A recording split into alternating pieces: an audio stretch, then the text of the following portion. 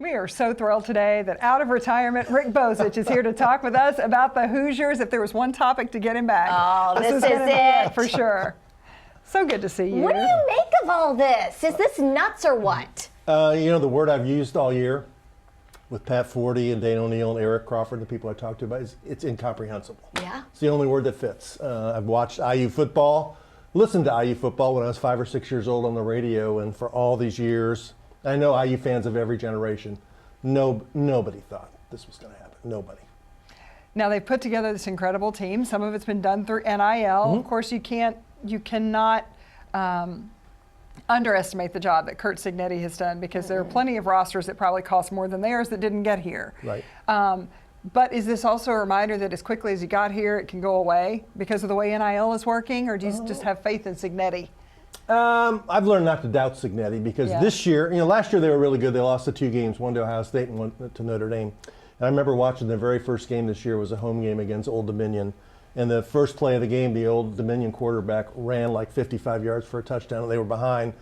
And they hadn't been behind last year the first 10 games of the year. And I remember I texted on one of my 18 text threads I had during the games and said, well, last year was nice. This team isn't as good. I think as long as Cignetti is there and they're backing the program to this level, they're not going to have seasons like this again, because this happens once in a lifetime. Yeah. But I think they'll be competitive for sure, because as he reminded you in his introductory press conference, he never had a losing season, and I don't intend to start now. That's right. What do you think is going to happen tonight? Is there any scenario where you see Miami running the score on us? I mean, I can see Miami winning strictly because they are at home. They didn't have to travel.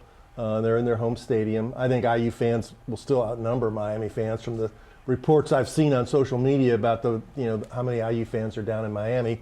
But Miami's got a really talented team. They've got 2 or 3 guys on defense that are going to be NFL players. If Indiana plays the kind of clean game they played against Alabama and Oregon, where they don't have very many penalties and they don't turn the ball over, I like their chances. But it's a football game.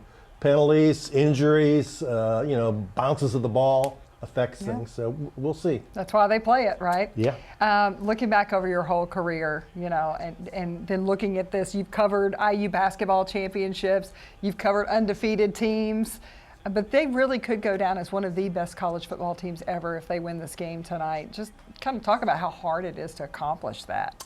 That's the part of it I think that's getting overlooked. I think if a team, if it was Ohio State or Notre Dame or Alabama or USC that had a team like this with the kind of record that they have, I think people would be talking about that more. But because it's Indiana, there's still a little bit of an undercurrent of like people not believing, and they thrive on that. They love that. Cignetti likes that. But I was in Indianapolis last week talking to a couple players from the unbeaten basketball team, and they said it was a more remarkable achievement than what they did, because they know how far IU football had to come from. The year before Cignetti got there, they had to go into 4 overtimes to beat Akron. Oh, we were terrible. Yeah. I mean, we were talking about it. I asked them, I said, do you know how many games they won total in the 4 years we were at school? A couple players that were on the 75 IU team. They said no. 11 games in 4 years. They've won 15 this year. Right. And it's not just from that era. You could probably go back through many areas of when I went to school. Yeah. I mean, people would go and tailgate on 17th Street there on the south side of 17th Street and leave before the game. Absolutely. And if they did go to the game, they left at halftime, right? 100%. Yeah. You were surrounded by the fans from the other team. It was a great tailgate. It was a great tailgate. Well, we're all going to ride the wave tonight. Yes, we hope it continues amazing. into tomorrow morning. It truly is. Yeah. Rick, great to see you. Thank you so much Thanks for for having coming. me. Always great to be back.